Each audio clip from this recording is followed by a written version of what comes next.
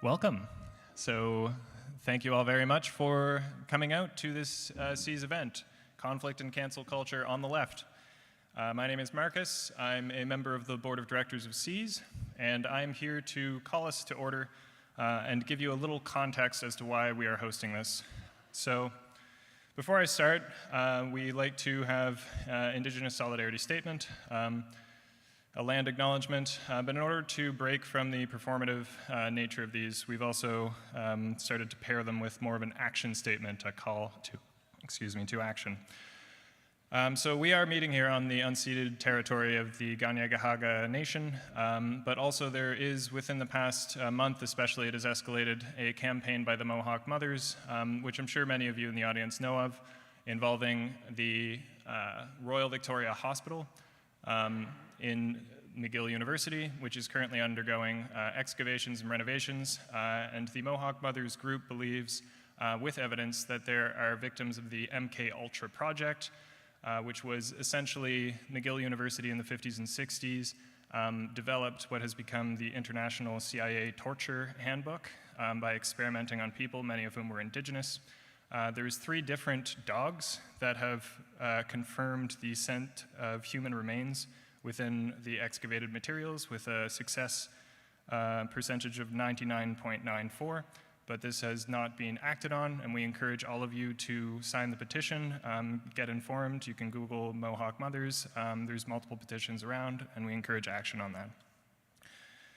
So, turning to the matter at hand, so why are we here? Well, specifically here at St. Jack's, it's a wonderful community center, and we certainly hope thank them for hosting us tonight. But more specifically, why are we, SEAS, Solidarity Economy Incubation for Zero Emissions, a group of cooperative entrepreneurs hosting an event on cancel culture and the left? So I'm here to read, as a member of the board, a letter that was written and approved by the SEAS Board of Directors. It was sent to the student media. It has not yet been published, but we hope to give you some context as to why that's the case. The SEAS mission statement, at least in part, involves promoting a culture of solidarity, but we have noted a profound deficit of solidarity at Concordia for quite some time. While conflicts are inevitable, we've observed a troubling trend of extreme conformity replacing healthy disagreement. These trends are antithetical to building community and undermine the left's ability to organize. We have come to understand this trend as cancel culture on the left. We define it as follows. Cancellation is a targeted campaign of harassment, misrepresentation, and social exclusion that marks a person as undeserving of empathy and denies them the right to defend themselves against accusations. It becomes a social crime to associate with the canceled person, and everyone in the canceled person's life, from acquaintances to colleagues to their partner, experience coercion to cut ties.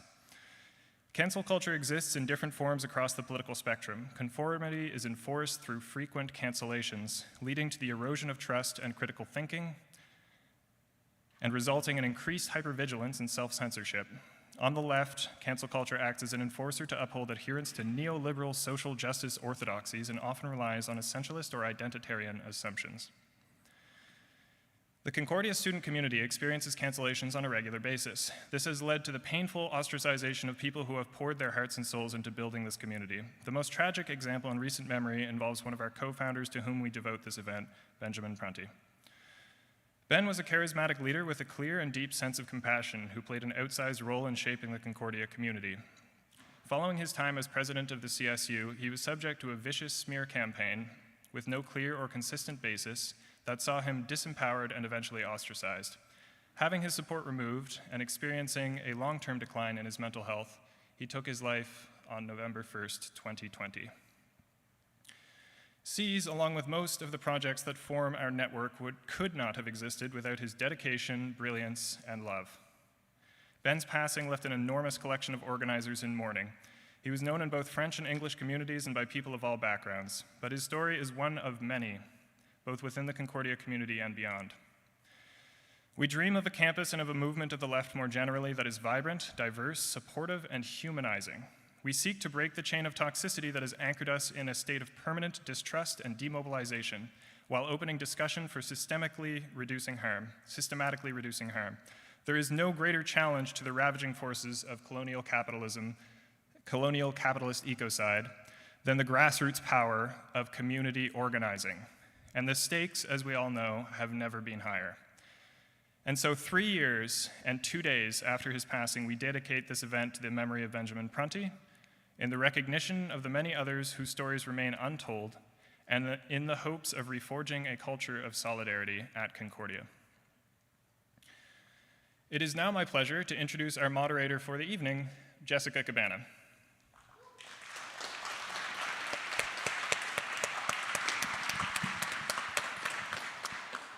So Jess has been a force at Concordia for well over a decade, and through her tireless activism, she helped shape the Concordia campus, co-founding several cooperative and nonprofit organizations along the way, including SEAS, where she holds a seat on our board. So Jess has been a pillar of any community that she chooses to involve herself in, and has dedicated her work, and maybe pretty much her entire social life as well, to uplifting people with a passion and insightful empathy. So please join me in welcoming our moderator for the evening, my former mentor and dear friend, Jessica Cabana. Testing, 1, 2. Thank you, Marcus. Hi, everyone. How's everybody doing? Yeah, all right. It's really nice to be able to see everyone's faces. Also, if you can't hear because of the microphone or there's anything, just don't be shy to mention something. So we're here today.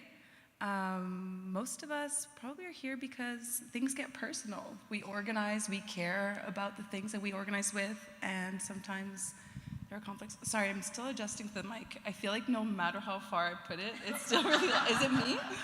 No? Okay, sounds good. So we're here today. We have these amazing people, and so just to go back to what I was saying before I got distracted by my own voice, when we organize, it gets personal. Sometimes we get into conflicts with people, and these can turn into cancellation campaigns. They can turn into many different ripple effects that destroy people's mental health, destroy people's connections to other people, communities, and that's what we're going to be talking about today. And the people that we have on the stage think about this a lot. I'm really grateful to be here. We have Kai Cheng, who has written 2 great books, I Hope We Choose Love, A Trans Girl's Notes from the End of the World, and Falling Back in Love with Being Human. Also has really great infographics online on their Instagram, by the way, if ever you wanted to go take a look. If you could give a warm clapping just to welcome her. Thank you. They are great. Clementine Morrigan and Jay both host the podcast Fucking Cancelled. Has anybody here ever listened to Fucking Cancelled? Yeah, all right. Thanks here. And it's also both of your first event here in Montreal on this topic. So altogether, I mean, for you as well, I'm sure. So altogether, it's one of the first times we're going to be discussing this in, the belly of the beast, as to say. The way that it's going to be structured, there's going to be just a few questions. We're going to let the experts kind of talk about the things that they know. And we're going to be, a first person's going to be talking, and then we're just going to kind of bounce off what is being said. Very informal gathering. And at the end, there'll be a period for questions. So that's how we're going to be structuring the talk. So let's get into it. What is cancel culture? This is kind of why we're here today. Who wants to start with? Shall we start with Clementine? Okay, so thank you guys all so much for coming, first of all. I know that we felt really nervous about doing this event in Montreal because this is the city, like Jay and I live in Montreal. Kai Cheng used to live in Montreal but escaped to Toronto. And Montreal's a pretty cancel-y city. I don't know if you guys know that. And so doing this in this city where we live is kind of scary. Jay and I, we went on tour with our podcast, and we did, 12 events or something across the United States of America. So we've done events and talked about this topic in public a number of times. And so, we've found the courage to do that. But this is our first time doing it in our home city of Montreal. And so I just wanted to like acknowledge that like it takes some courage to do this, and also it takes courage for all of you guys to be here, because this is a topic that is controversial, and you can actually be canceled for attending an event on cancel culture. You know, I don't know if anybody, you know, might have slid into anybody's DMs to like let them know that this event was problematic, but I'm sure it happened, right? And so I just wanted to say that first and foremost. But to get into the question, what is cancel culture? Marcus like read out a definition, but I think we will kind of just get into that. Basically, in order to understand what cancel culture is, you first have to understand what a cancellation campaign is. Because a cancel culture is a culture in which cancellation campaigns happen a lot. So, do you want to jump in and talk about what a cancellation campaign is? Yeah, I mean, I think that the definition that Marcus gave was really good, but can you hear me? Oh yeah, okay. Sorry, it just sounds weird up here because of the echoes. Yeah, I mean, I think that like basically we all understand what it is. We like to make a distinction between what kind of like right-wing psychos are constantly freaking out about, which is, you know, like random like celebrities getting in shit for like saying something stupid, versus the vast majority of cancellations, which are of totally regular people who have like no special resources and just get on the wrong side of this phenomenon, right? And, you know, it's a situation in which people can lose enormous segments of their security, their personal security, right? Like in the sense that you can lose your friends, sometimes your housing, your job, and any ability to retain connections with people in really severe cases, right? In less severe cases, it can be, you know, not as intense, but still really brutal for people's mental health and their ability to carry on, right? And so I think that that's what a cancellation is, but we also have to talk about, like as Clementine was pointing at, the difference between just a cancellation or a cancellation campaign and cancel culture, and there's a reason why we use the term. And I think that it's important to point out that cancel culture, and okay, I'm just going to make a super brief digression. Some people like think that we shouldn't use the term because, again, right-wing psychos constantly talking about it. But it is a term that makes sense to use, and just because right-wing psychos talk about it doesn't mean that we can't, you know? But yeah, like essentially what happens is that we get caught in this this situation where there is a culture of fear around speaking about certain topics, saying what you really think about things, a culture where you are, where it makes a lot of sense to fear your own friends and community, because you, even if it doesn't happen to you, you can see what happens to others, right? And so a lot of people who have been around in left-wing or queer communities have seen friends of theirs or acquaintances have their lives like totally fucking destroyed over often like really innocuous things, right? Which is a sobering thing to happen to you when you see that. And it can really dissuade people from being themselves, from speaking truthfully, and from being involved in political actions in the first place, right? So I'll pass it on now. Yeah, I think I don't have a ton to add except that the practice of social shunning for the purpose of like building like supposed unity among communities is like fairly old, actually. Like we were doing this before social media. I think like the contemporary form that we call call-out culture or cancel culture today, like has some roots in practices in activist communities and religious communities and other forms of like ideologically based community for a long time. And some of the features that I find really worrying about like activist cultures today are those that mimic the features of social panic, where we're constantly looking within ourselves and between one another for signs of impurity or signs of dissent from like some kind of like from like an imaginary socio-political ideal.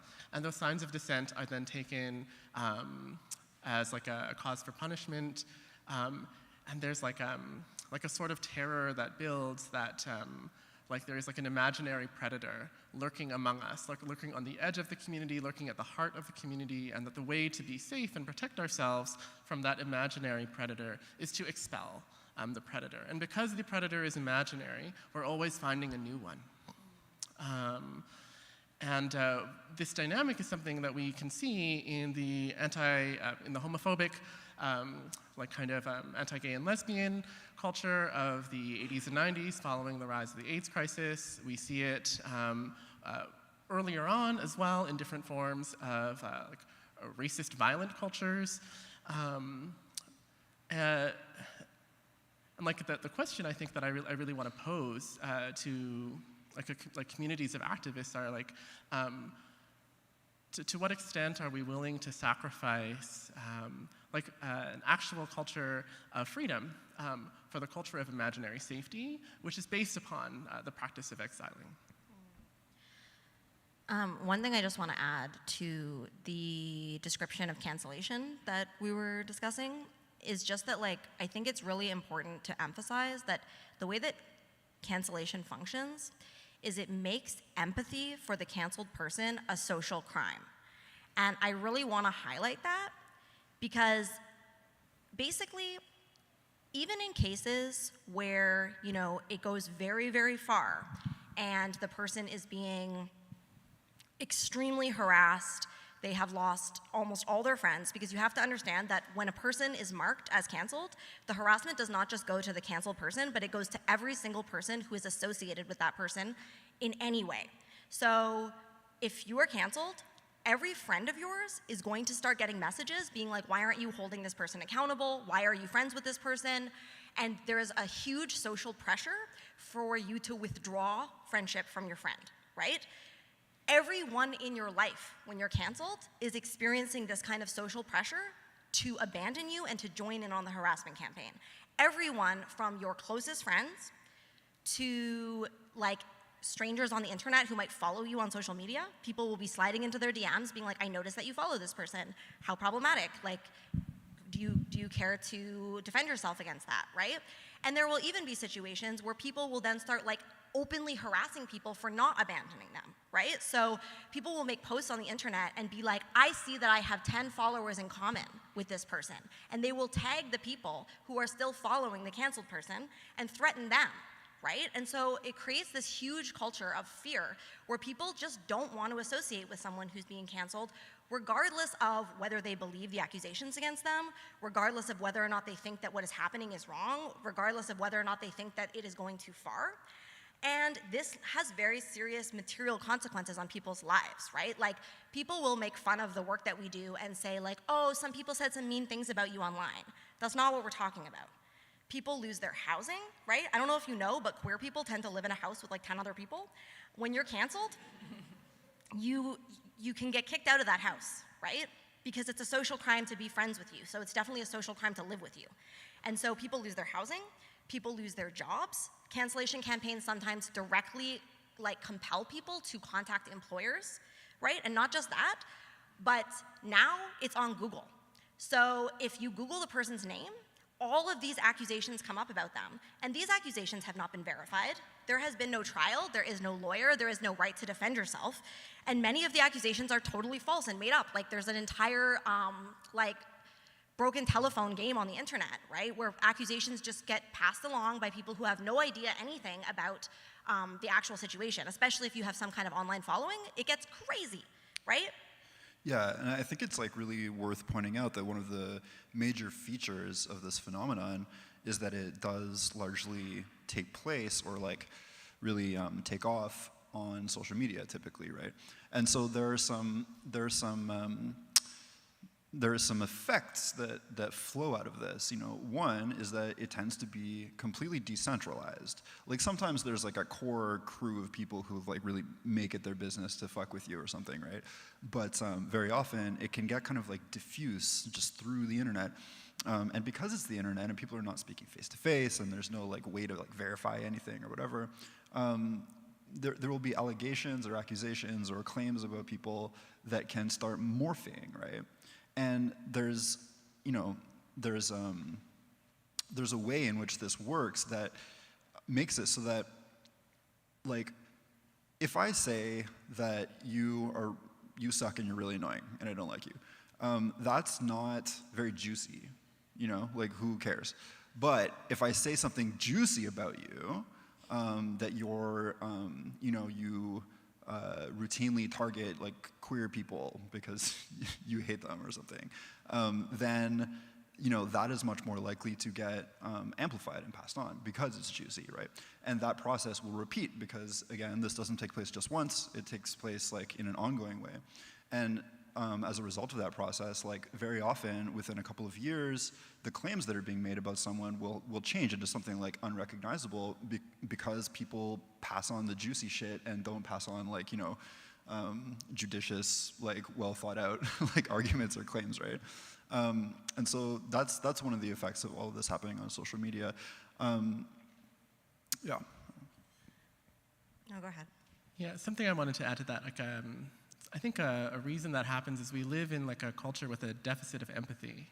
I think that's like a dominant culture. I think that's an activist subculture or a queer culture. We live in a deficit of empathy. Sarah Schulman, who wrote "Conflict is Not Abuse," another controversial text, talks about this in terms of people seeking care. When we make the claim that we have experienced an everyday hurt or an ordinary pain, day-to-day conflict, it isn't treated seriously. Like in most cultures, like we're like, okay, well, yeah, you had a difficult moment. Carry on with your life. Be more resilient. We do live in a culture that enjoys sensationalism and that responds very powerfully to narratives of trauma. I think because we also live in a traumatogenic culture. And this creates this strange situation where we are incentivized to escalate our narratives of normative conflict or day-to-day pain in order to be heard, in order to be taken seriously. And I think important inquiry there is what might be possible if we lived in a culture where more empathy was available. We took people's day-to-day pains and conflict seriously so that it wasn't necessary or it didn't feel necessary to escalate in order to access care. And then also maybe ask ourselves some questions about why we find narratives of trauma, narratives of abuse, sensational stories, more entertaining or more exciting to pass around in our communities, as opposed to the more mundane stories about how people need their day-to-day needs met. Yeah, and I think that the point that you make about empathy is so important. And what I was saying about it becoming a social crime to have empathy for the canceled person, the reason I want to drive this point home so strongly is that it goes to really disturbing lengths where a person can literally be at risk of suicide and can be communicating that and can be saying, I am scared that I am going to die. Because you have to understand that any one of the things that happens to you when you're being canceled is a major stressor. If you go and talk to therapists about major stressors, losing your job, losing your housing, losing your friends, being harassed, all of these things on their own would be a major stressor. But to have a number of those or all of those things happening to you at once is a major, major attack on a person's mental health, right? And so people are often very suicidal when they're being canceled. And so they are literally afraid that they're going to die often. And if they try to say that, if they try to say, I am scared that I might take my life because I feel like I have no hope for the future, because that's the other thing about cancellation is that it extends indefinitely into the future, right? There's no way to come back from it. So I'm not allowed to do any of the things that bring me joy. I'm constantly going to be harassed. I have to have this conversation with every person that I meet now to let them know that if they look me up on the internet, they're going to find all this stuff about me. It really sends people into a dark place. And if they say, I need help, I'm scared, what do you think the response is? People say, you're centering yourself, how dare you? This is you causing further harm. And if anyone says, hey guys, could we just slow down and remember that this is a person and that this person is suffering and that they need help right now, and regardless of if the accusations are true or not, we are actually endangering a person's life with how thoroughly we are dehumanizing them. And you're not allowed to say that, because if you say that, you yourself put yourself up for potentially being canceled, for standing up for someone who has been marked as not deserving of human empathy. And so for that reason alone, I think that cancel culture is something that we need to take really, really seriously, because it is wrong to dehumanize and socially isolate people to the point where they would actually consider taking their own life. Thanks for that. I mean, cancel culture came out of something, though, out of a need. And so I'm kind of wondering, why do you think it exists, and what is wrong with it right now? So it came out for, it started happening for a reason. If you want to start, or we can go around. Sure, I can try. I feel like I gave a good shot at it already with like the whole like deficit of empathy thing. It's like a good term. Remember that one while I'm fumbling for more stuff. Yeah. I think like a while ago I started asking myself like, why are queer people so mean to each other? And then I wrote an article called "Why Are Queer People So Mean to Each Other?" Look it up. I kind of I stand by that. I'm always asking myself, why am I so mean to other queers? Why are other queers so mean to me? And at least in my experience, like what I see is, like when I say we live in a traumatogenic culture, what I mean is we live in a situation where most of us are experiencing many, many, many kinds of exploitation, deprivation, and stress on a day-to-day basis. Like I think those of us who like live on the left can agree on that one thing, hopefully, and then there are many different ways that those stressors play out based on who you are, or like how you're being treated within the social hierarchy. And I think that's something that collective trauma does to us, is it makes it really difficult to think in terms of complexity, to think in terms of like, oh, like maybe this person has some bad stuff about them, and also maybe they are good. It also makes it really hard to feel safe in the presence of somebody who is like doing things we don't like, and it becomes really hard to distinguish between things we don't like and things that are causing harm. There's also like maybe like a bit of a strange thing happening with social media that allows us to accrue social status by making claims of harm, or like being a person who speaks about those things. But I think at its base, I come back to this idea of like we don't receive enough care, we don't receive the care that we want to and need to, and also we are scared. What I think about like what I perceive as like the parallels to cancel culture in like more dominant culture or mainstream culture, I really think about security and security culture. The way that people will say, oh, we need to remove homeless people or marginally housed people from the streets. I don't want to see them, or I don't want to have them on the subway because it makes me feel afraid. I'm at risk. And what actually ends up happening is we end up enacting harm with our power onto people who are socially undesirable. And what I think about cancel culture, or like call-out culture, I don't know, like still uncomfortable with the terminology. I really think about like how we respond to fear by trying to create more classes of social undesirables and enacting power onto them. And I think it feels good. I think there's like a power that comes from being like, oh, that person is the predator in the shadows, and if we got rid of them, then I would feel safe. And also maybe I'm a hero for pointing it out. And I think the cycle is kind of addictive that way. Hard to break because of that. I think one thing that goes into all of this, and I'm gonna sort of like misquote Adolf Reed here, who's a thinker I really admire, where he just says that like basically we're in a situation where we have tons and tons of leftists, but almost no left. And what that means is just that like we lack like an organized capacity to enact our political goals. There's lots of people with lots of goals, but very little way to enact them. And we're out here sort of like witnessing these like really like traumatically terrifying events that are going on, and the existential threat of like the fucking planet not being habitable anymore. And we feel, this frantic urge to do something, right? And yet, there's very little that like we can do as individuals often, There's many, many leftists who are not part of any organization. They're not connected to any like real community. And what we're, like the only kind of options that a lot of people have is to like vote for one of two like evil, like horrible psychopaths every 4 years or something, right? And so people want to do something, but they're left with few options. But that urge doesn't go away, right? And I think that seeking out and destroying like the heretics within the movement is that urge being sort of like sublimated into a different kind of action, And people get to feel like they're doing something useful and important, and making things safer. while in reality accomplishing almost nothing other than sort of like crushing our ability to organize effectively and creating a culture of extreme fear and paranoia. And yeah, I think that that's one of the places that it comes from, not the place that most sort of proponents of it would say that it comes from, but I think that it's an important thing to bear in mind when we think about it. Another thing I want to point out is there's a lot of people who will say cancel culture doesn't exist, it's just consequences. And so I want to just respond to that claim, because the thing is that if it were just natural, organic consequences, it wouldn't need to be enforced, right?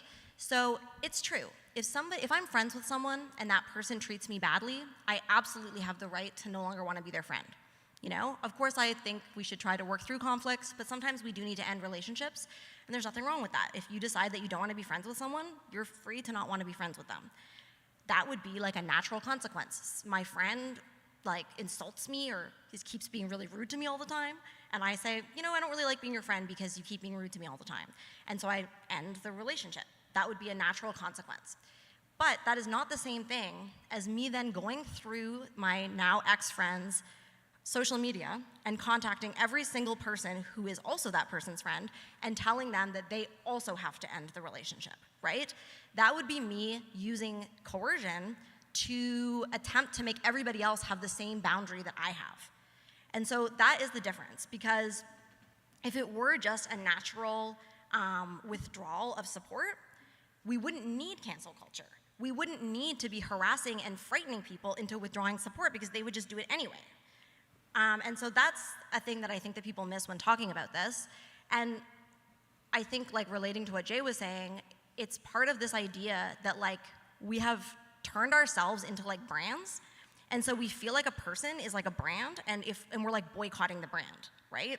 And we can, like, withdraw our support from the brand, and then we're doing something political, we're doing something important.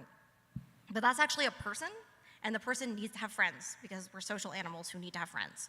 So just because you don't want to be friends with someone doesn't mean that somebody else doesn't want to be friends with them. And I think the point that Kai Cheng was making about safety is really important here too, because I think, okay, so like the need that is like allegedly addressed by campaigns of cancellation or disposability or whatever you want to call it, or accountability, is to try to produce safety by taking people who have been deemed unsafe and removing them, right? So, you know, maybe if that was true and actually how it worked, you could, you know, begin to make a case for it. But we do have to ask ourselves if that process, A, is what's actually happening, and B, is effective at doing what it claims to do, right?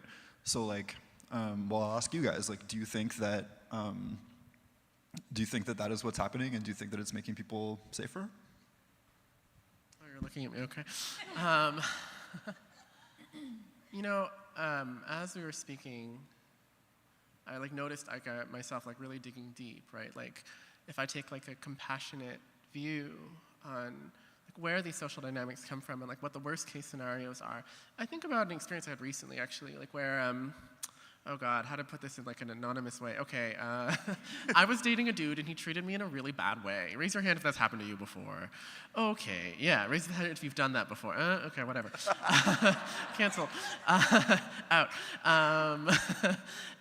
Like really, really badly. Like kind of like on the, like in that ambiguous zone where I was like, how bad is this? How harmed have I been? Like, it was serious. I was also about to, like in the next week, put out a book about forgiveness. And I was like, damn. I tried all my conflict resolution like tricks on this person, you know. I was like, let me be vulnerable and tell you I'm feeling some pain and I'm wondering if you'd like to speak to me about it. You know, he said yes, but then, you know, didn't pick up the call or whatever. You know, asked for conversation, he didn't want to do it. And I, like, it's funny, having talked about, like, transformation and, like, forgiveness for a really long time, I still felt the, like, the pain and, like, the rage and the helplessness of, like, I don't know exactly what's happened to me, and I don't think I would put it in the bucket of like being grievously harmed or traumatized. But a shitty dude treated me badly, and there's nothing I can do about it if I don't resort to revenge, you know? And you know, this is like a kind of like a more lighthearted example. But there are, of course, examples where the shitty dude or the shitty person, whoever it is, has done something grievously harmful, has done something traumatic, has done something just awful, right? We still do live in a culture where like interpersonal harm or intimate harm doesn't have really many great options for us to pursue. And I think what has emerged, you know, in recent times is like, oh, like actually maybe there is this other option where we could pursue revenge, and it could be effective revenge, or accountability. We could get consequences going. We could protect other people by letting people know this person is so shitty in their intimate life or their friendship life or their interpersonal life. And there's like an allure to that, and I think also like a truth to that I don't want to ignore in like this kind of conversation, where for a long time, a lot of us have felt powerless in our intimate lives to respond to bad treatment or to like actual grievous harm in a way that is effective. And I think, you know, when I really search for like what is the most compelling argument that this like kind of dynamic that we're talking about like could be good or should be used, it's that one. And I really want to ask, you know, like the vengeful me of the past or the vengeful people out there, or like people who are demanding consequences, like, is punishment actually something that is going to bring about the world that we want? Is punishment going to bring us the treatment that we deserve in our intimate lives? Is that kind of action, like that kind of consequence, like really in alignment with the values of the world that we want to create for ourselves? Is that going to make our, you know, is that going to make our lives more fun and sexy? Like, I don't think so. And I think that realization is a really sad one. I think it's a really hard one for a lot of people because that kind of action, like the cancel action, the call out action, is maybe the first time or like the only time that many of us have felt power over our intimate lives. Yeah. Yeah, thank you for that. I think one of the reasons people get really mad at me all the time is because I complicate what it means to stand up for survivors, because we like to, in social justice culture, act like groups have a singular voice, right? And so survivors have a singular voice. And I'm not saying the things that people think survivors should say, but I'm definitely a survivor, and being a survivor has been like the fundamental defining experience of my life, because like many survivors who were abused as children, I got complex PTSD, and then I had a crazy life, and many horrible things happened to me, including domestic violence, very serious domestic violence in my early 20s. And there's a few things that I always want to say, because I actually feel like cancel culture appropriates a set of language and a way of talking about very serious violence and abuse, and then uses it for interpersonal conflict. And this offends me as a survivor, okay? So when I was in my early 20s, my boyfriend put my body through a wall. Like, he broke the wall open by putting my body through it, okay? I was seriously abused by this guy, and I was terrified of him, and he stalked me. And it went through the criminal justice system, and there was trials, and there was a whole thing, okay? The idea that cancel culture would have been an effective tool for me in getting safety is an absolute joke, okay? I was advised by a lawyer not to get a restraining order against him because that would enrage him, and also because weirdly they would tell him where I live so that he would know where not to go. So, like, the idea that if I were to make a website or a series of Instagram posts calling him out and demanding that, you know, we do all the things that we just talked about that cancel culture is to this guy, that would make me safer, is absolutely factually incorrect. It would enrage him, and he would come after me and try to kill me. So the idea that is like a useful tool for survivors of very serious things like domestic violence, I've always found to be insulting and laughable, because I don't actually think that it is, first of all. But I agree with what you're saying, Kai Cheng. Like, the feeling of powerlessness that you feel when you experience things like that is fucking huge. And that is a very serious conversation that we need to be having, because domestic violence, intimate partner violence, sexual violence, like, these things are happening in our communities, and they are very serious. And I do want to be having serious conversations about how to address very serious things like this. And I feel that cancel culture is sucking up all the air in the room and preventing us from having real serious conversations about how to deal with actual serious violence. And I don't think that cancel culture is a useful tool in that case. So I want to say that. And I also want to say, because what do we do? That's always the question. People are like, well, what do you do? And I mean, in my case, the police got involved. And in Canada, you will be subpoenaed to your own rape trial. I don't know if you know that, but if you don't actually press charges in Canada, they subpoena you, and you have to go. And I went through the criminal justice system. Did that make me safer?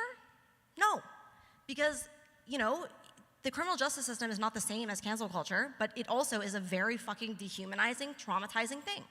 And he went to jail, he was further traumatized in jail, and then he got out. And he continued to be a scary guy who was traumatizing people and stalking me. And so, yeah, that helplessness and that powerlessness is very big.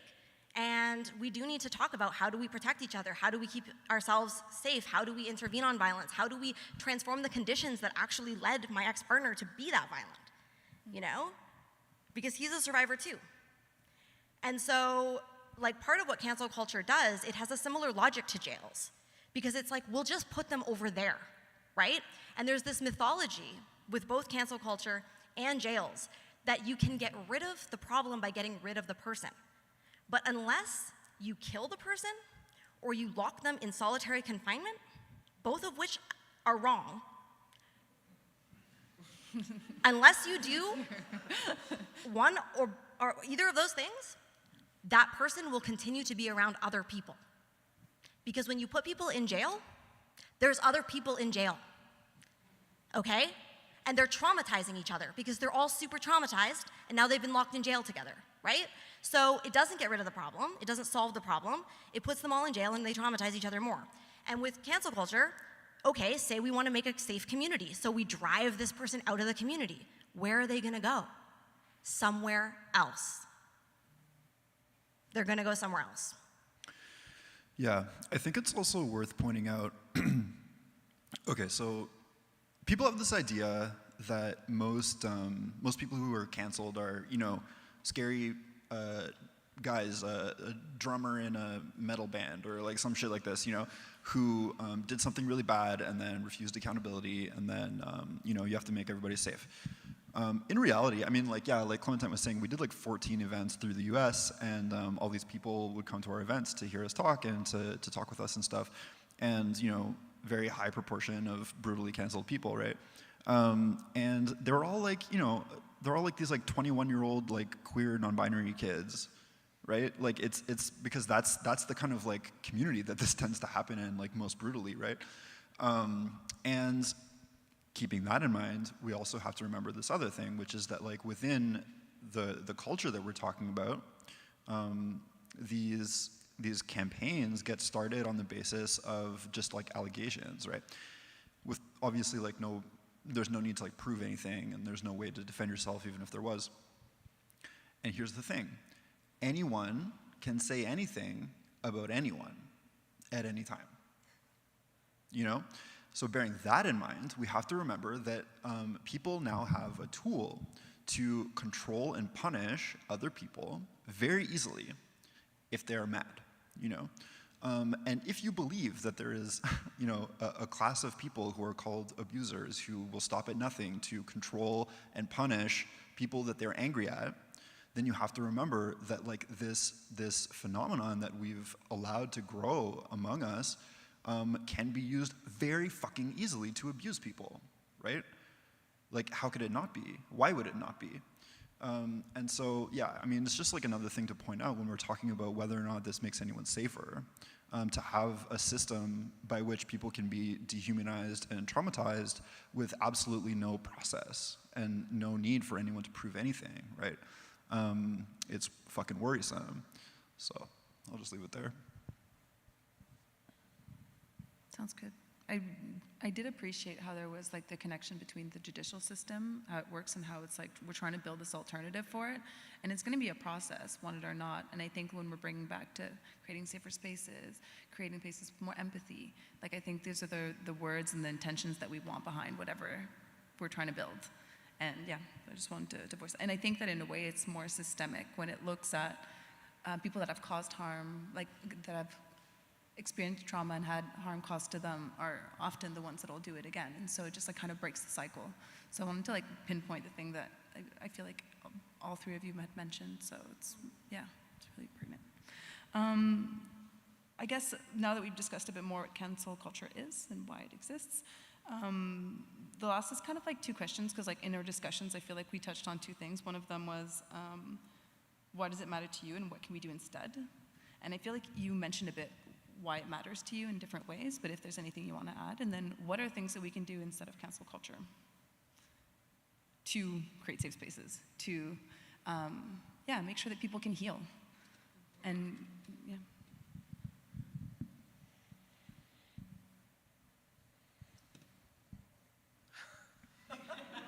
We're so polite. Why does it matter to me? Yeah, and all three of you really try to build spaces of compassion and spaces of love. Like, yeah, like it's in the books that you write, in the zines that you publish, and also in other writings and the discussions that you have, either online and in person, you foster these kinds of spaces. So yeah, what can we do, and even what are you already doing? Because you are doing things. I make infographics. You do make infographics, and they're great. Very socially impactful. You know, it matters to me. I mentioned I still like have a little bit of like fear about like saying the words cancel culture. It feels like a term that is like forbidden to me. I've been trying to talk about like this phenomenon for about 10 years. You know, like various like infographic-y or like writing articles kinds of ways, and use different terms for it. Like I think call-out culture remains like a popular term. Disposability culture remains popular, you know, in some ways as well. But what I really think about is like in all of those like attempts to like speak about this issue, I think about like being like a little baby queer in my late teens and early 20s in this city. I'm getting a little choked. Yeah. I was a baby queer. And I used to have friends, and I had a lot of friends who were like all the identities, right? Like trans, queer, racialized, white, whatever. And I saw that we were hurting each other like really, really badly. And like not just in like the cancel culture way, there was also like lots of like just bad dating, and then there was like very serious bad harm, like also like very serious abuse, right? Like that was happening. And like these things were sort of happening at the same time. Like I could go to a queer party and watch, you know, a friend beat up his boyfriend. I could like be visiting like a friend's house and watch them throw their partner down the stairs.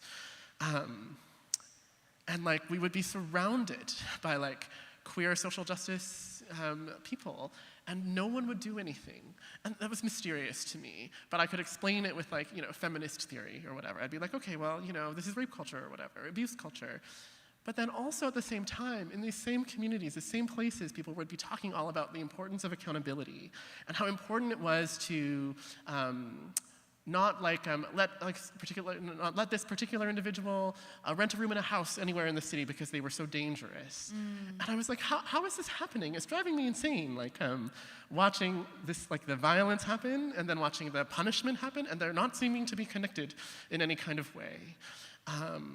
And like the people who really seemed to be most affected were the ones who were already socially vulnerable, the people without money, the people who were trans, the people who were like trans women particularly. There's like a thing in my life where like I just keep watching trans women, lots of trans women of color, get called out, go crazy, and disappear. And I kind of don't care. I mean, I care, but you know, lots of them do crazy bad things because the world is a crazy bad place. You have to do crazy bad things to survive sometimes, or sometimes you just like make a mistake, like huge mistakes, whatever. Yes. And I still wish those people were still around. That's why this is important to me, and I think like what we can do about it is like, there is like the individual culture of empathy I think I want to build. Like this idea of like, could we like take a pause, you know? Like, could we slow it down?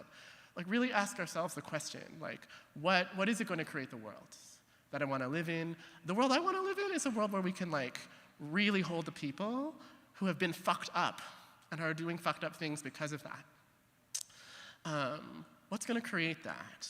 And like if we keep coming back to that question as we build the spaces, maybe that changes something. I also believe in like systemic things, like the prison system and the criminal justice system is really never doing what we need it to do. We need another system, but that other system isn't like ad hoc vigilante justice. You know? Like maybe that other system should have some oversight. Maybe that other system needs process.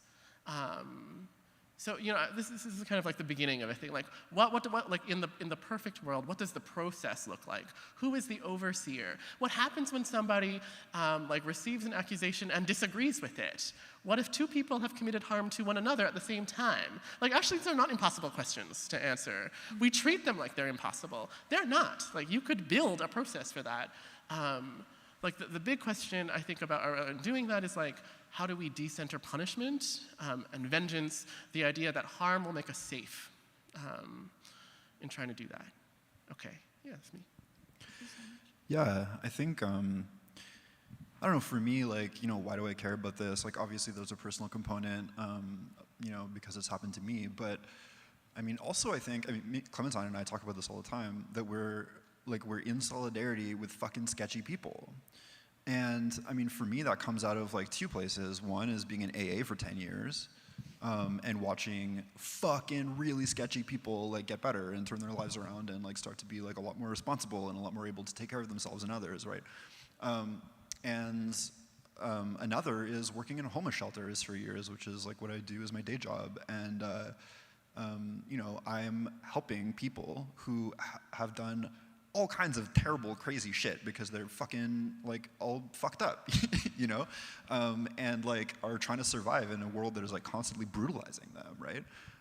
And if I applied like these social justice rules to these people, like would I have to like count up their fucking identities to decide if they're like allowed to do like certain amounts of crazy shit per day or something? Like no, you know, like people who are living in like really difficult conditions and who are fucking sketchy like deserve care and support and my solidarity, right? And I care much more about their safety than I do about the safety of like, you know, quivering university queers, like sorry. And like, so when I think about like what it would mean to have like safe spaces, I'm like, for fucking who though, you know? Because like there's a lot of people out there who are not safe. They're never safe, you know, and they deserve safety as well. And if they walked into fucking Cuberg, they would get like kicked out, you know. And no offense to Cuberg.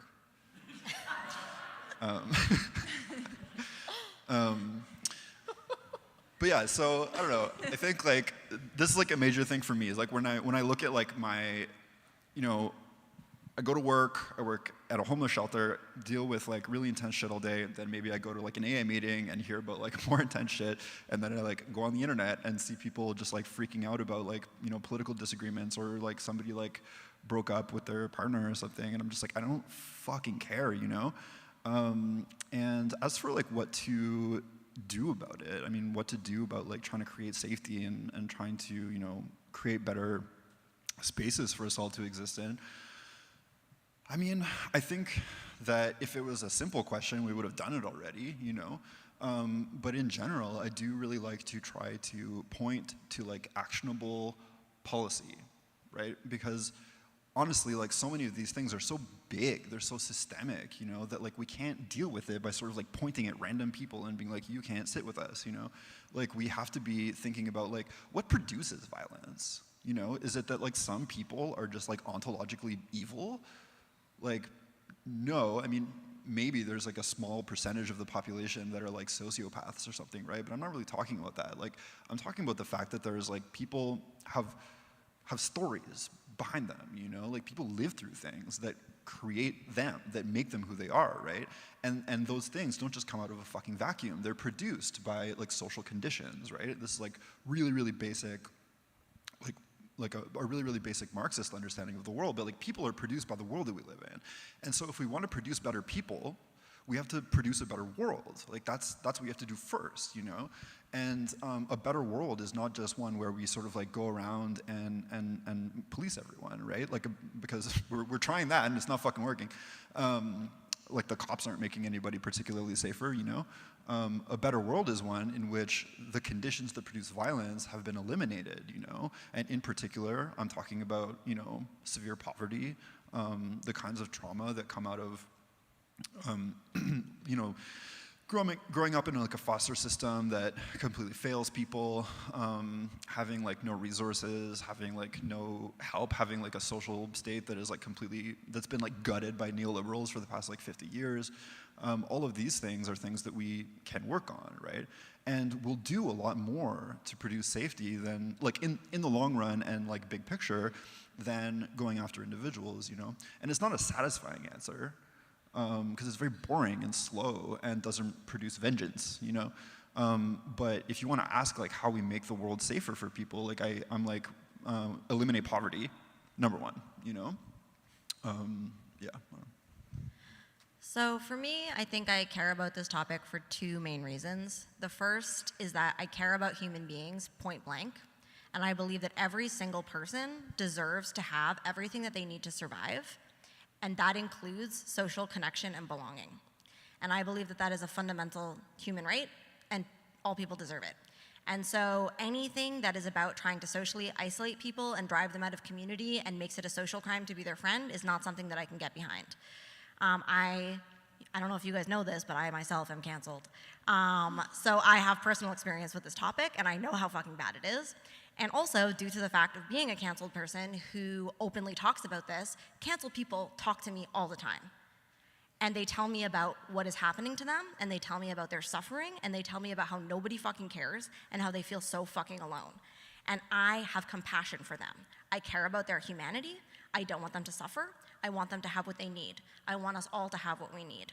So anything that is about dehumanization, I'm not behind it. I don't care. And that also goes to why I'm an abolitionist and why I don't believe in dehumanizing people who have committed serious crimes, because they still have humanity and we should still care about them. So that is just fundamental to me. Secondly, and this is very like, you know, like a strategic like element, I don't know if you know this, but the left is not very effective. We really struggle to achieve our goals. And that is very concerning for me because we have a lot of problems, a lot of social problems, right? We are literally here and we have like fucking climate change looming over us, and now Montreal wants to like get rid of buses that run like later at night. Like what the fuck is going on? You know? We are gonna we're gonna be cutting back on public transit. That's what's gonna be happening. Yeah, in 2023. In 2023, like when that would be, first of all, that's gonna suck for all of us because how are we supposed to get places, you know? And then secondly, it's like, you know, that's like the bare minimum for climate change. And are we gonna be able to effectively organize against this? Are we gonna be able to effectively organize against fucking anything? There are so many atrocities going on in the world. They are eroding public health care. They're privatizing it under our noses. Are we able to effectively organize against that? Or is somebody at the meeting really problematic? Right? And we are doing this all the time. And like one of the things that I do for free is I do consults with leftist organizers internationally who their organizations are being destroyed, either through internal conflict and internal cancellations happening between members, or because somebody in the community has decided that the organization or the activists themselves are all problematic and need to be canceled. And so many people who are trying to do necessary, important political work are not able to do it because we are spending all of our time attacking each other. And so this is very concerning for me from a political level because I want leftists to be able to organize. We need to do that. So I care about it for those reasons. And in terms of like what to do instead, I think that Jay and Kai Cheng did a really good job of talking about it. But it's like we need to meet people's needs. We need to have healthcare. We need to have housing. We need to get rid of poverty. If for those of us who really believe that cancel culture is for survivors, I would love us to pour even a fraction of this energy into trying to organize to make therapy free. I think that therapy should be covered as part of healthcare, and I think that it should be free. I think that that itself would do so much to end the cycle of violence, because people like my ex-partner who did that horrible shit to me, he's fucking traumatized and he needs help, and he's not able to access it, and so he's continuing the cycle of violence. So I really, really, really think that if we could actually organize and try to expand healthcare instead of like slowly privatizing it, that would go a really, really long way. And I just think that like cancel culture pretends to do like several different things all at once. It claims to create safety. It claims to produce responsibility in people who have caused harm. It claims to like facilitate healing like for the survivor. And it claims to deal with like interpersonal conflict. And I'm like, these are all different things and they all need answers. And it would be great if we could actually spend some time thinking very seriously and carefully about how to best do that. And I have ideas, like Jay and I have ideas, Kai Cheng has ideas, you know, we have a podcast, Kai Cheng is a prolific writer. Like, we've been sharing our ideas about what to do instead at length, but I also want to invite all of you to feel empowered to think about these questions yourself, because you are also capable thinkers. And so when people are like, Clementine, what should we do? I'm like, I don't know, what should we do, right? And I want you to think about that seriously and carefully, and I want you to try to come up with some answers to that question. And we will continue to also do that work, but also please join us. Yeah, can I just say one more thing? I think like a lot of people get it a little bit twisted too, where they imagine that we're saying that like no consequences for anything can ever occur, you know? It's like no sane person thinks that, you know? And like, so it's like, oh, like, so say we're in an organization and someone like, you know, grievously breaks the fucking code of conduct for the organization. Like, what, you're saying they could just like, nothing can happen? It's like, no, of course. Like, if, you know, if you're like a doctor and you get caught like, I don't know, like taking pictures of people when they're changing or something like that, it's like, you shouldn't be a fucking doctor anymore, you know? Like, you know, there should be consequences or something like that, you know? There's no reason why organizations can't have a code of conduct and enforce it. That's completely normal and fine. The question is, you know, whatever, somebody does some stupid, shitty thing that's awful, it's like, can they never, you know, like, I don't know, be in a band for ever again or something like that, you know what I mean? It's like, what does that have to do with anything? It's like consequences should be sort of like at least somewhat related to the fucking, like, the context in which something occurs, you know? It doesn't just mean that someone can't ever do anything ever again. Like, it doesn't make any fucking sense, right? And so, yeah, I mean, I think that if you're organizing and you want to make sure that people behave up to a certain standard, there's no reason why you can't have like a code of conduct and then enforce it, right? It's completely normal, a normal thing to do. But then it gets into, we are an organization and we've heard that someone may have done something somewhere else at another time to some other people, and it's like, well, does that impact the organization in any way? You know, here's a question.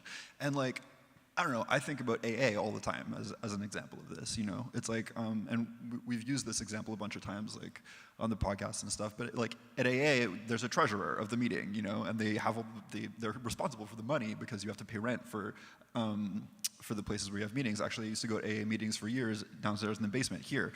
And yeah, so the meeting has a treasurer. But, you know, AA is populated by alcoholics. Alcoholics have a tendency of getting drunk and doing crazy shit. And, you know, sometimes people get drunk and do crazy shit and steal the money that they're supposed to be holding on to, right? Because they need to get drunk.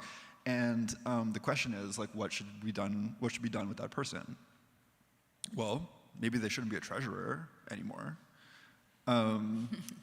But should they be banned from AA? No, clearly they need to fucking be there, right? And yeah, so like that's just an example of like the consequence sort of like making sense and being contextual to the like offense, right? But it doesn't mean that that person can't ever go to a meeting again, and it also doesn't mean that people should like, you know, basically do the equivalent of following that person around and being like, this guy stole our fucking money, you know? Because it's like, you know, that guy needs to get his shit together, and like it's pretty hard to get your shit together when people are following you around screaming at you, right? Like you need to be supported in that, and you need people to be like, well, that was pretty fucked up what you did. Let's talk about it, you know, like I'll see you at the meeting. Yeah, so I don't know, just wanted to put that out there too. Yeah, no, that's a very good point.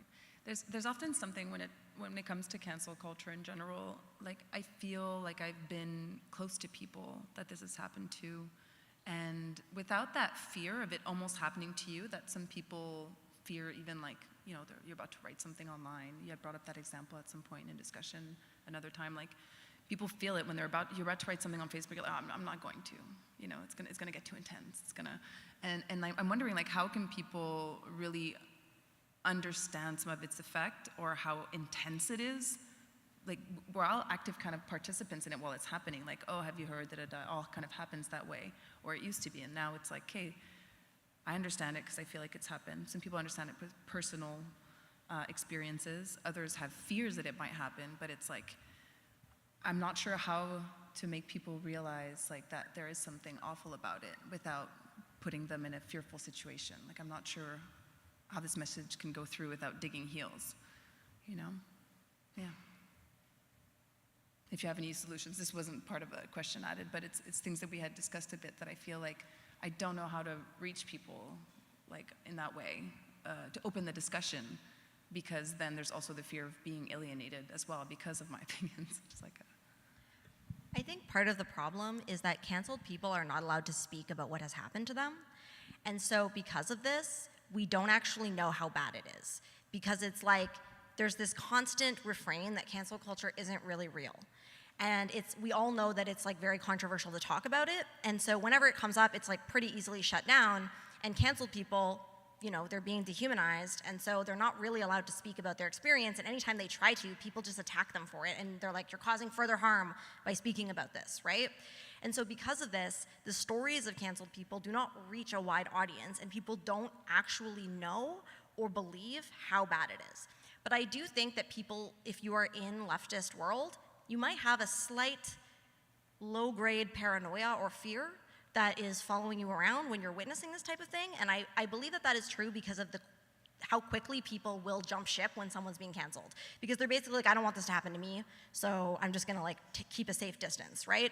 But we don't look that closely at it. And so like, I would like us to, because the only way to experience empathy is to actually try to put ourselves into somebody else's shoes, right? And like what you're saying, Jess, is you're being like, okay, like for those of us who either have been canceled or who someone we love has been canceled, any mythology about cancel culture not being real is quickly shattered. Like once that's happening to you or someone that you love, you understand how real it is and how serious it is, and how it doesn't matter if the accusations are totally false, it doesn't matter if it's totally like a total misrepresentation of what happened, it doesn't matter, and there's nothing that you can do to defend yourself or to slow it down or to change it. People have this fantasy where they're like, you know, I would be accountable. So like if it happened to me, I would just be accountable, right? So then therefore, you know, you don't have to worry about it. If you're just accountable, it'll be fine. And I just want you to know that accountability is the ever receding dot that like moves further and further away from you the closer that you try to get to it, okay? You can't be accountable. It's not possible to be accountable under cancel culture. And I will just give you one example of this because I want you to know that I literally hold the stories of hundreds of canceled people inside my brain, okay? But like, because they all message me and they tell me. But, so this is a true story. I'll tell it anonymously. A young queer person, 22 years old, went on a date, had sex with their date, thought everything was fine, and then afterwards, the date said it was not consensual. The person who went on the date thought that it was at the time, and immediately was like, oh my God, I am so sorry. Like, I never intended to cross your boundaries, and I will do whatever it takes to be accountable, because this person was a true believer in accountability and believed in this stuff. So it was like, whatever you want. So some of the demands were that they had to leave the job that they currently had and no longer work there. They did it.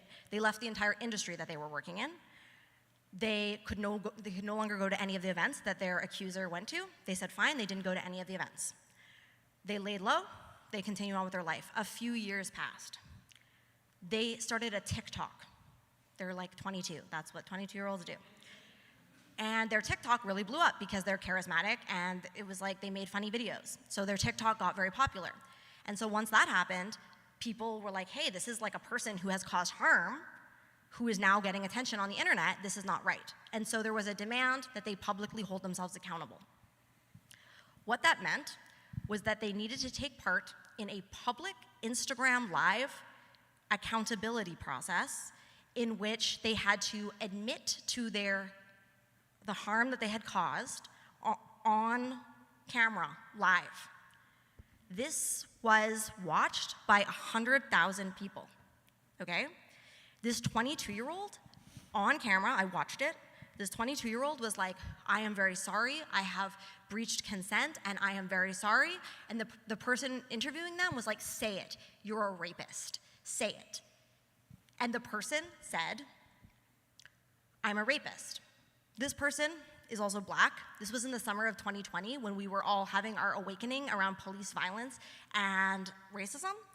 And this insane cancellation campaign literally got a young black person to admit to a very serious criminal act on camera, which could seriously fuck up this person's life, right? The person literally left the country because of the amount of harassment that they were experiencing and because their cancellation was so profoundly, like, viewed by 100,000 people, right? I contacted them. I talked to them on the phone. They only wanted to talk to me on the phone because they didn't want to have anything in writing, because they were so fucking paranoid of people screenshotting every single thing that they say. And they're fucking traumatized, severely traumatized from what has happened to them. And what has happened to them is wrong. It's wrong. So I just tell that story because it's a very extreme one, but I want you to see how that person did everything that was asked. Every single thing that was asked, up to and including things that were entirely inappropriate to ask, the person said, yes, I will do it, I want to be accountable. And accountability was a dot that forever receded into the distance. They were not able to be accountable, and they were never allowed back into social life. They literally live in Mexico now, like in a small town. That's true. So, I don't know. I think it's good to see how that process can unfold sometimes with experiences, and since y'all are experts in some way, shape, or another with this topic, with the topic of compassion, understanding what it means. Oh, I'm not, oh yeah, this is really a lot louder. Thanks, sorry again. Yeah, it's really nice to hear the examples that I brought forward. It brings life to these concepts that we kind of throw around and are discussing today in terms of like real people's lives. Bring it right back. Before we possibly open the floor for questions, is there anything else you'd want to add that maybe we didn't have time to broach today? Take a moment.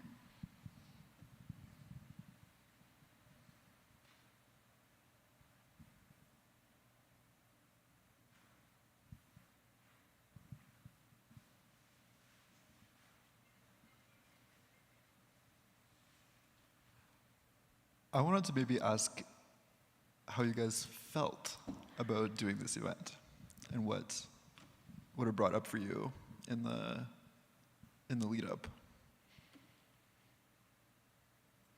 I'm not ready. You're not ready?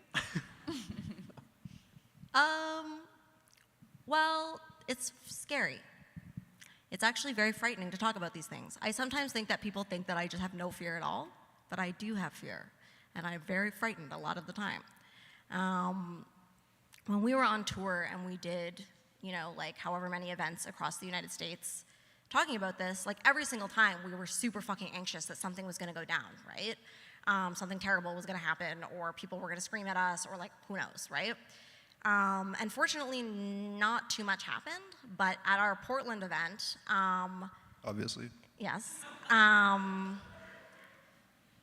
somebody ran in and threw a stink bomb into the space before it started, and then they ran away.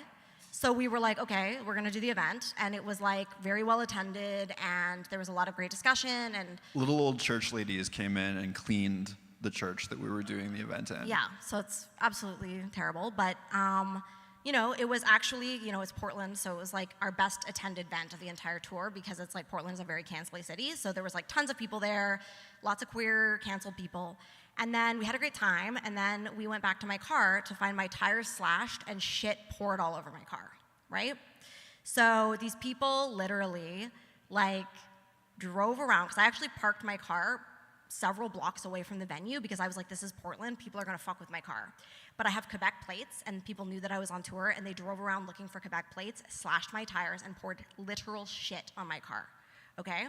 So I'm not really sure. It's very stressful to be treated this way. It sucks, actually. I hate it. I don't like being treated this way. And I find it bizarre that people who are constantly claiming that I'm causing harm by spreading a message of like human compassion think that they're doing activism by slashing my tires and pouring shit into the air vents of my car, right? And so I have to be honest, when I do this work, I'm filled with stress and anxiety. Like, I don't love it. It's very scary. But I do it anyway because I believe that it's the right thing to do, and I believe that it's important and necessary work, and somebody has to do it. So I guess it might as well be us. But it's not fun. And so I really do appreciate the courage of everybody who's willing to come out and like at least be here for this conversation. And I also encourage people to find their courage and try to talk about this, you know, in your lives with people who might be more on the fence, who are like, oh, isn't that just like a bunch of abuse apologism? Like, try to have this conversation. And if we do that, we can begin to shift the culture to something more compassionate. And that is why I put up with people slashing my tires. Yeah, I was also like quite stressed out by doing this event, because who knows, you know? But it's actually, like, I was really looking forward to it too, and I'm really happy that we were able to do it. It's nice to be able to do events in Montreal, where there is a strong base of extremely pro-cruelty leftists, I guess, I don't know. And yeah, so it's cool to be able to talk to all of you about this and be able to, like, I don't know, just kind of do it in our home turf, so to speak. And I'm really, really excited by the fact that C is taking an active stance about it, you know, because it's quite rare, actually, for left-wing organizations to explicitly name the phenomenon and then have a stance about it, you know. You're you know, realistically, for a lot of these organizations, they're existing in circumstances where you can't name it, you know, without getting in like an enormous amount of trouble. And so it's very brave. And also, apart from being brave and apart from just being something that I agree with, you know, intellectually, I think it's strategically really important to be able to say that this is a thing that happens. It's very destructive, like both to individuals, but also to our capacity to organize. It's very alienating to like 99% of normal people who are like, what the fuck are you talking about? Yeah, so I think strategically it's a really good move for left-wing organizations to finally sort of be like, yeah, we actually, like, we know what this is, and we're not going to accept it as like a norm in our organization, you know? I think it's a cool step forward, so props. Yeah, I was also really excited to see that C's wanted to host this event. I also feel fear. Yeah, I keep on feeling fear. I was afraid before, I'm afraid during, I'll probably be afraid after. Probably make some infographics about fear. There's a lot of psychological literature I've been meaning to get into for that. Yeah, you know, I wrote a book I published a book 5 years ago called I Hope We Choose Love. And I was like, after I publish this book, that'll be it for me. I'm going to retire from public life, which, you know, didn't happen, the retirement, because I also was like, this book is going to be, like, at some part of it, I didn't really think this was going to happen, but some part of me was like, I'm going to write this book called I Hope We Choose Love, and everyone in activist spaces is going to be nicer to one another. And also, like, all the terrible things that I, you know, saw happen are going to stop happening, which is like a ridiculous thought to have. Like, it's a deep narcissism, really. When that book came out, surprise, surprise, activist culture did not, like, automatically become paradise. And you know, I spent some time making this joke. People would ask me, like, what's your book about? What makes you so hopeful that we're going to choose love? And I'd be like, the title is I Hope We Choose Love, not I Think We'll Choose Love. And then I kept on joking for a while that, like, I was going to write a book called You Didn't Choose Love. Or You Should Have Chosen Love. Or You'll Wish You'd Chosen Love.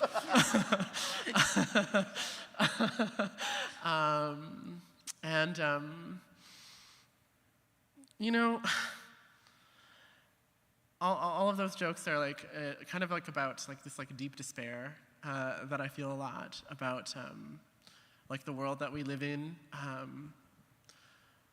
but also I keep being hopeful, and I'm really excited that I don't know, 100 of you are here to talk about this, because I think I still hope we choose love. So that's how I'm feeling about this. Thank you. If you want to get a moment to applause all of our guests today. So great.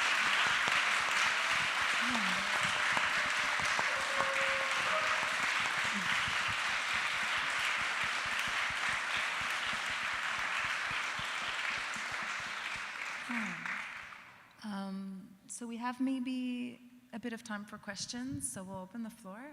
I just wanted to kind of preface, it seems like we have a lot of really warm, fuzzy faces, but in general, if ever there's things, we invite diversity of opinions on things. Just keep it to maybe having a discussion around ideas and not specific people and whatnot, so just opening the floor with that.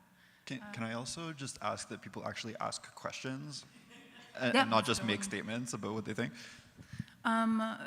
Yeah, do you want to maybe, we'll go here. Marcus has the mic. Okay, I over was there. wondering, sorry, thank you, perfect. Microphone's coming to you. I just had a question about neurodiversity and my context. I'm neurodivergent. I don't perform emotions and I'm not neurotypical, so people can say you're heartless or you're not showing humanity or you're not being empathetic, but my actions are often generous or whatever, but I can appear cold. So there can be a kind of, it's not necessarily a cancelling. I will self-exile when I'm not able to perform the way I'm supposed to in activist circles or whatever. So my actions are actually coming from a place of empathy and compassion, but I'm judged as not performing niceness or empathy or emotions in the right way. So I'm interested in what you'd have to say about the sort of ableist side of it, which also impacts on class and things, as you've been mentioning, and thank you. And I think cancel culture impacts on disabled people and neurodivergent people too. So I just wanted to bring that in and have your sort of responses. And learning from crip culture in terms of we're all as messy as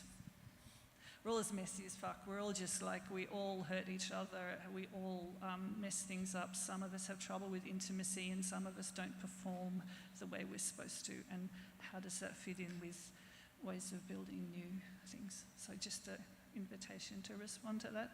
Thanks. This is a really interesting question. I think social justice culture in general has enormous amounts of lore and rules that only some of which are written down. And many of them are just sort of complex social dynamics that you have to hold in your head, and can often take an enormous amount of work to learn properly too and to become fluent in. So I think that often ends up being exclusive for people who don't have a lot of access to education, not always, but it is a factor.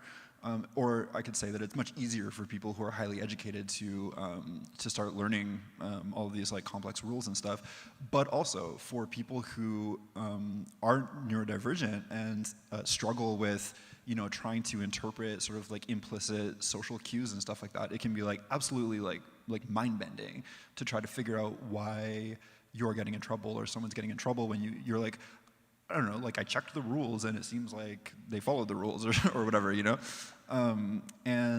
I think it's a major difficulty for people actually. Yeah, I do think that often people on the autism spectrum can struggle a lot with this and are, I think, disproportionately at the receiving end of ostracization campaigns as a result. It's one factor among many that can sort of impact people. And to be very cynical, many cancellation campaigns are effectively a form of popularity politics, and the kinds of people who are more able to, let's say someone calls them out.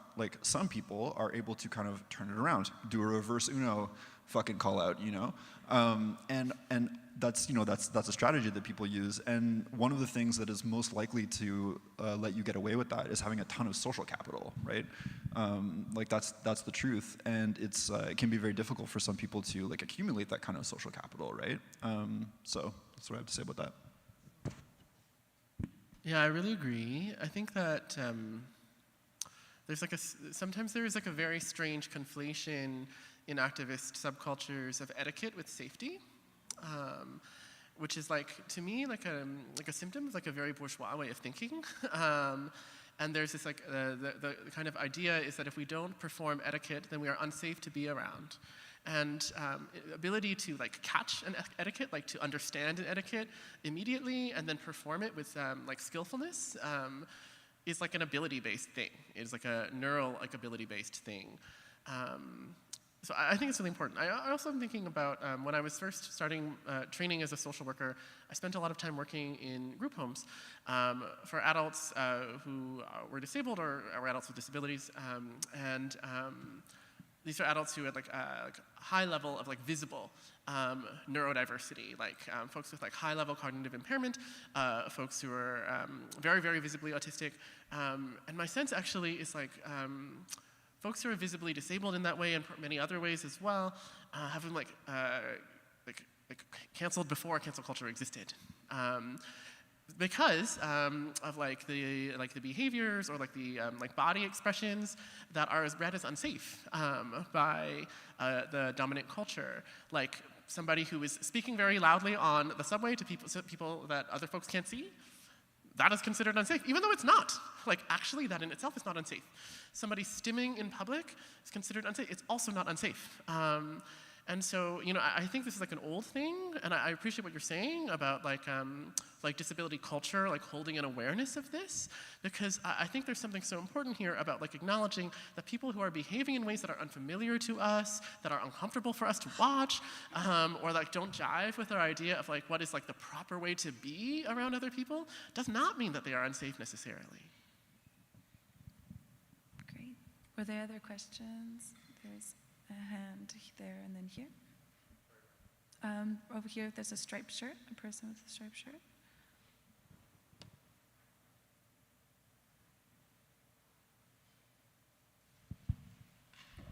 Hi. First of all, I think I want to say I'm sorry for the amount of harassment you've experienced. I think it's like beyond unfair.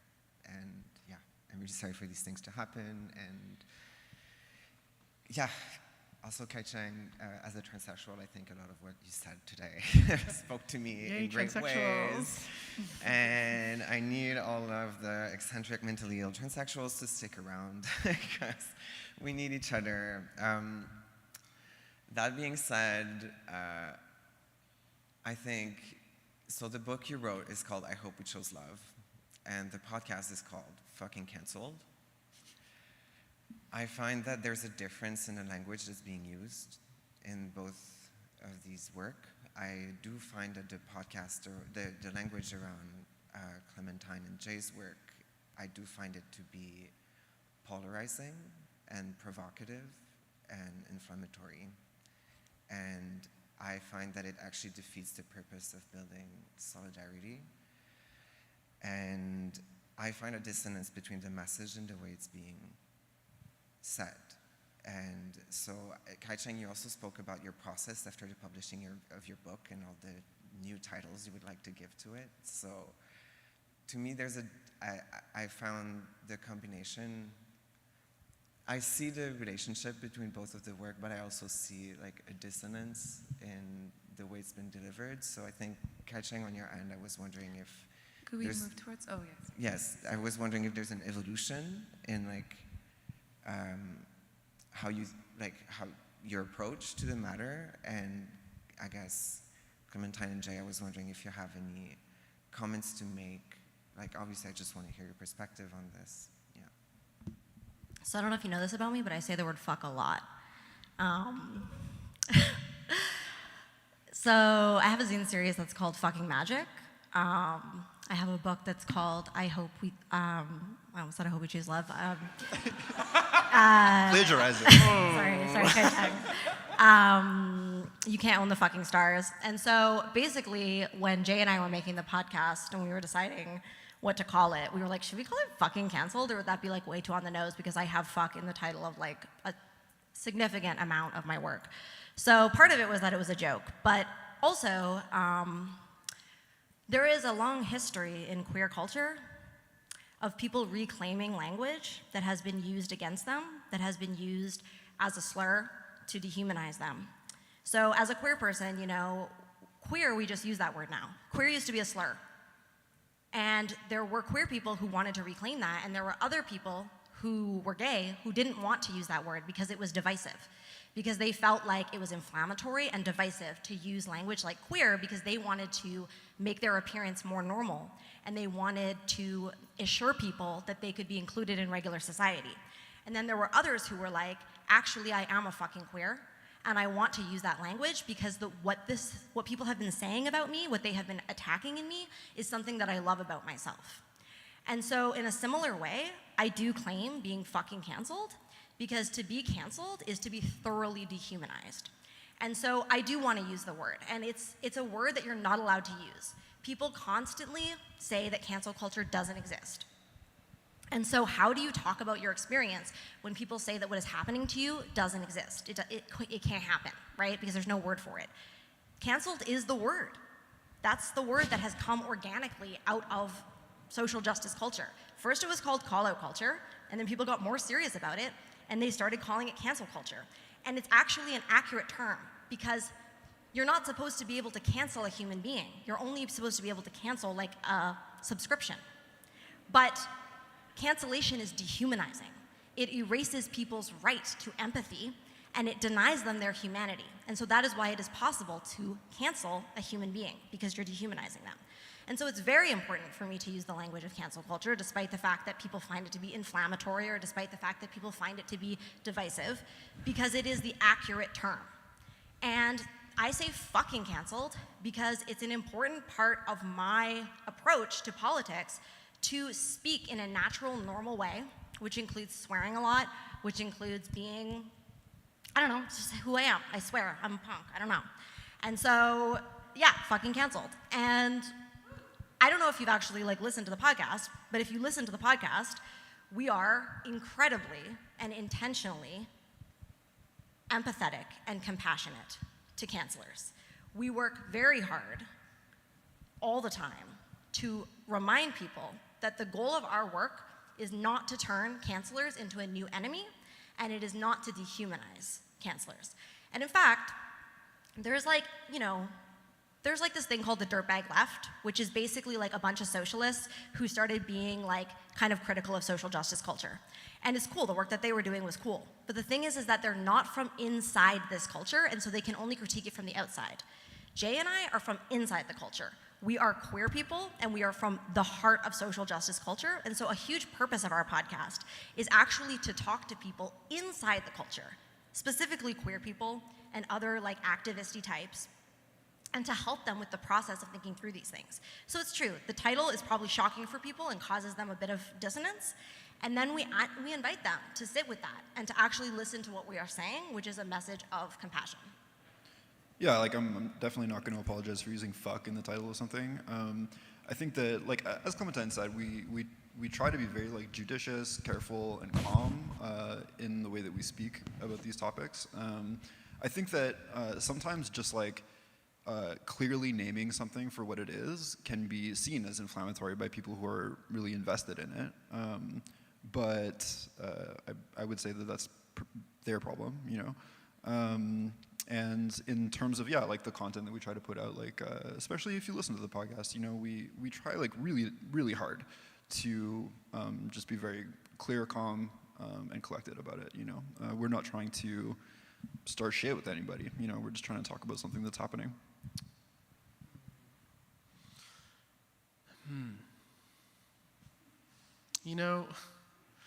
I hope we choose love.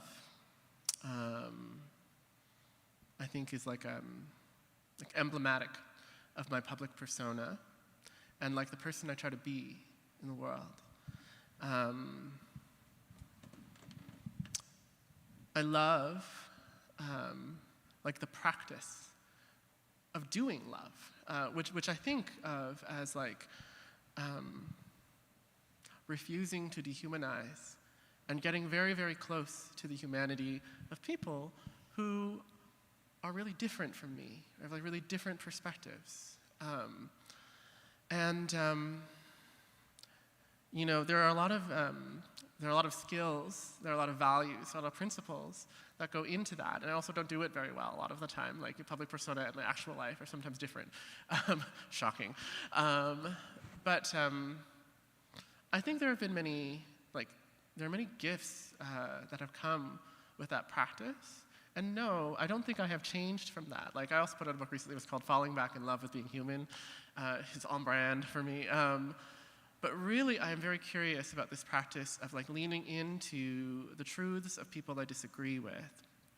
And that's true, actually, for people who practice call-out culture or cancel culture. Like, I hope to have modeled that today, actually. Like, really thinking about like the deepest truth that drives the behavior that we don't like. Have I evolved? I mean, in so much as a person can evolve in 5 years, yeah. I think the evolution is really like trying to become braver about practicing what I was already saying I wanted to practice, which is like really like about having the conversation in more ways with more people who are doing it differently than me. Because that's what I care about. I hope that makes sense.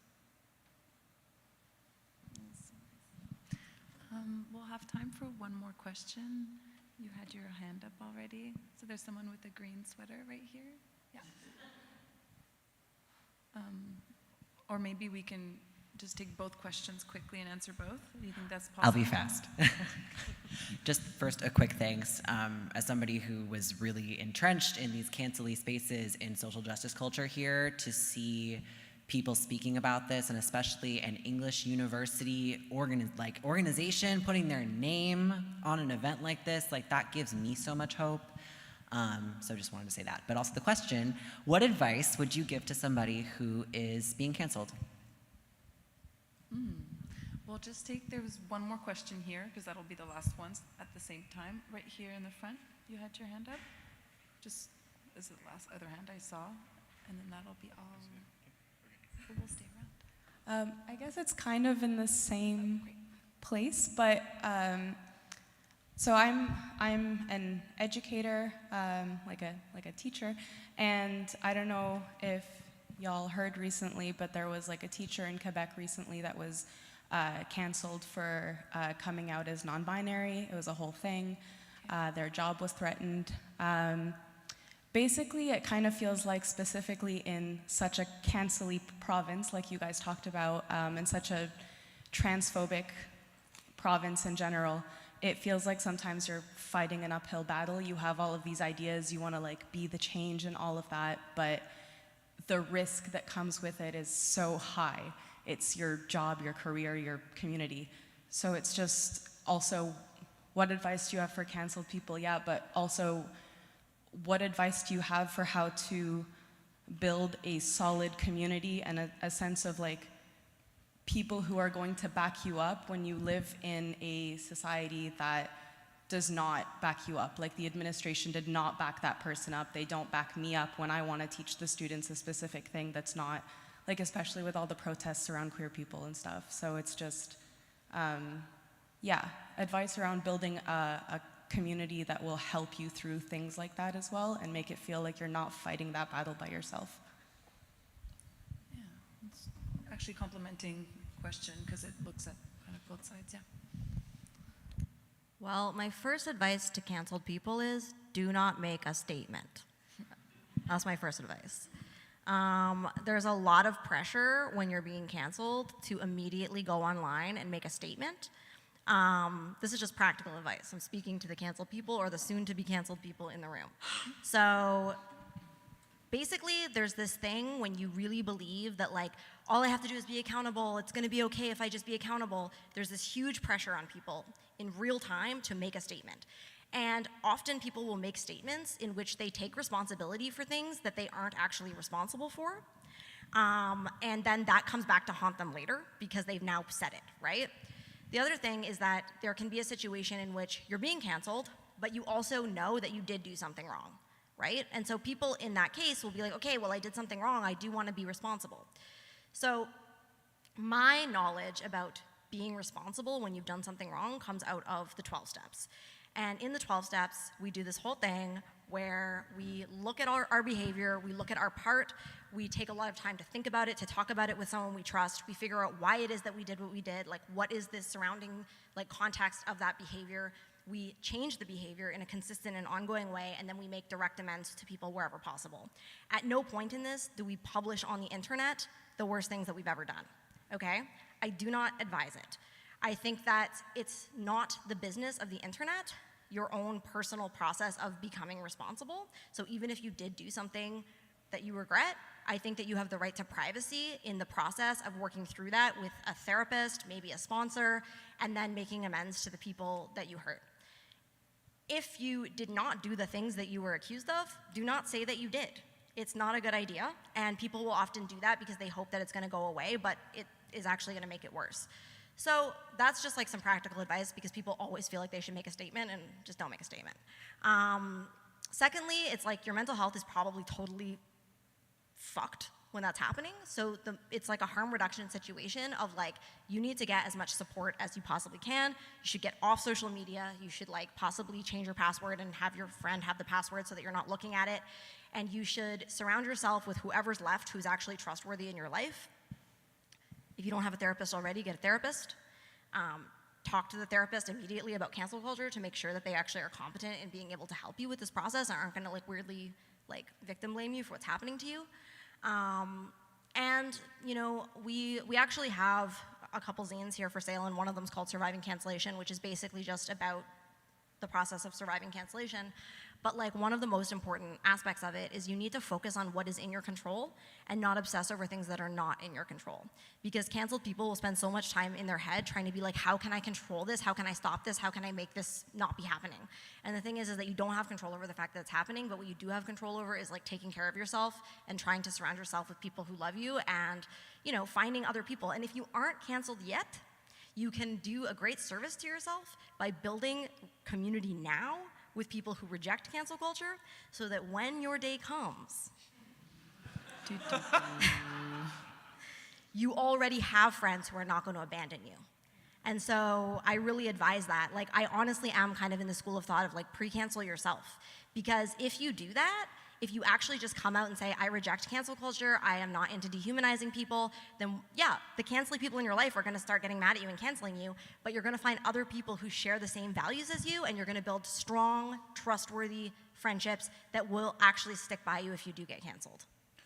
Yeah, and I think like trying to remain in your integrity is really important. You know, there's so much pressure to to say you did things that you didn't do, or to, you know, there's also a lot of internal pressure to freak the fuck out and like try to get people to stop saying what they're saying and like whatever, but they're not going to. You know, you can't convince people who believe what they believe. It's practically impossible, at least in my experience. You know, some people try to go like a legal route, but that like rarely works very well either. And I wanted to sort of briefly speak to what you were saying, that like, you know, like a person who, let's say, is being like ostracized and being like really mistreated because they're, you know, because of their fucking identity, right? Like this is like a completely insane fucking thing, and it bothers me so much that like we still even have to like talk about this kind of thing, but it fucking does happen, right? And you know, that person needs to remember that like just being themselves or whatever like is fine and good, and that they are in their integrity, you know. And this is the thing, it's like when people are mistreating you, you have to remember that you're being mistreated, you know. Like if people are treating you with cruelty, like it's not you're not making anyone be cruel to you, you know. People are choosing to do that, and so don't blame yourself, you know, for other people's actions. It doesn't help. Try to surround yourself with supportive people if possible. You know, it's like really the most important thing. I like the practical advice. Like all the advice. I think, I guess like a couple pieces to add are like, this is not like a direct answer to the question, but like just to like notice like the mechanism through which like social shunning happens is like replicated like across the political spectrum. Like when people are shut out transphobically from their jobs and their professions, like that is like a form of cancel culture. And it's just a really, really interesting, I think, to notice like how like the right will say, we oppose cancel culture unless they like who's doing it, right? Totally. And this is like a thing, like it's not just about the right, like we always hate dehumanizing behavior until we want to dehumanize somebody. And like, almost universal example of that in, many cultures is like horrific jokes about prison rape that we make. Like, we always hate sexual assault until it happens to somebody in prison. And like, this is like a horrifying thing. And like, maybe if I were to turn that into advice, like that might be like a litmus test. Like it's like looking for like, how does dehumanization happen like on a casual level in like our social interactions, and like maybe we push back against them, or maybe we listen for who's pushing back against them and like make friends with those people, A deep piece of advice that I have not followed in my life is like, don't have friends that you are afraid of. And like, I think that is like really like a really important thing to do, like just like to check, like, am I afraid of my friends actually? Like, and then I guess like on a really like individual level, most of us have a lot of shame. Like we just have a lot of shame and just in general. Raise your hand if you have a lot of shame. Yeah. Something that's super painful about public humiliation is it triggers the story inside of us that says that we're bad and don't deserve love and we hurt the people that we love. And I think really like a secret about dehumanization is that it's actually surprisingly easy to not dehumanize other people, and it's very easy to dehumanize yourself. And like if we always keep coming back to like a question of like, how do I practice believing that I am always worthy of love and capable of loving other people well? Like how do I put that into actions every day? Maybe something changes for us. Wow, it's a great last sentence to say. Thank you so much, everyone, for being here. As Clementine mentioned, it's being brave, and for all of you individually, Lesoleil, Clementine Morrigan, and Kai Cheng Thom. So thank you so much, everybody. Thank you.